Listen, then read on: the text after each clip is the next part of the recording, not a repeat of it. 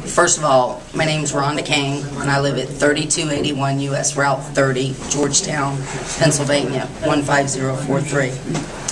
I'm 47 years old. I'm not wheelchair bound yet. I was declared 100% disabled at the age of 11. But I'm a fighter.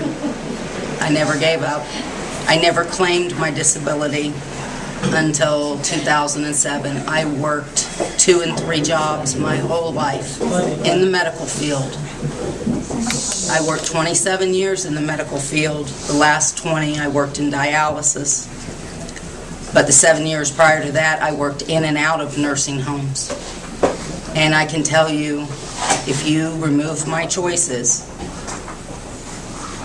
as my condition deteriorates, I will end up in a nursing home.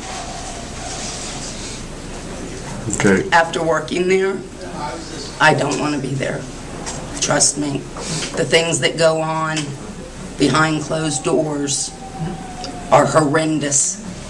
The treatment of patients, the rampant over-medication to keep the patients under control is out of control. And there's nothing that any law can do about it. It's going to happen. As soon as you walk out the doors, it's going to start happening to those patients again. And I myself do not want to be a victim of a nursing home, and neither do any of the people here. You remove my choices, you're going to remove my ability to be the wife that I am, because I'll be confined to a nursing home. I have a 15-year-old daughter. If I go in a nursing home, I have to give up custody of my child. Please don't do that to me. I have fought to be independent my whole life. I worked for 27 years when I was told I couldn't. I worked until I couldn't anymore. It's hard enough being disabled. Your choices are very limited when you're disabled. And by removing some of the choices that we have, it's making our lives that much more difficult. We are already looked at by society as being less than whole, and that's not true. Just because your mobility or your function is limited doesn't mean that you are not an asset to society. And by removing our choices, you're going on the side with all of the small-minded people that think because we're functionally disabled or maybe some mental handicaps that we're not full-fledged human beings, but we are. We live and breathe. We love. We work.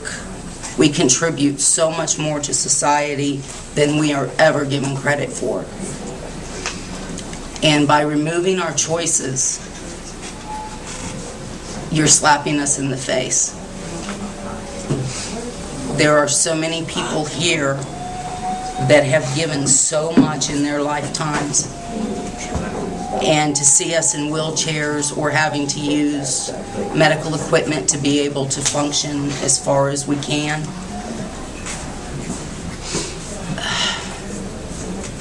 removing our choices is wrong. It's as simple as that. It's wrong.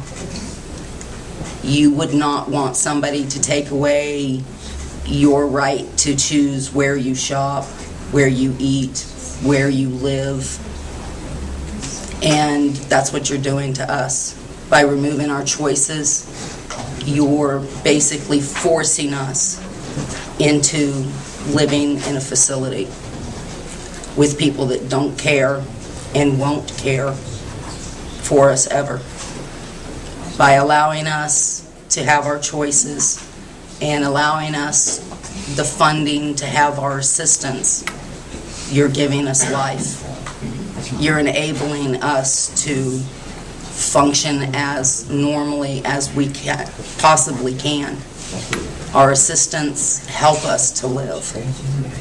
And personally, if you take away my choice and I have to give up the custody of my child and not be able to be a wife, you might as well just kill me, because that's what you're doing to me. That's all. Thank you.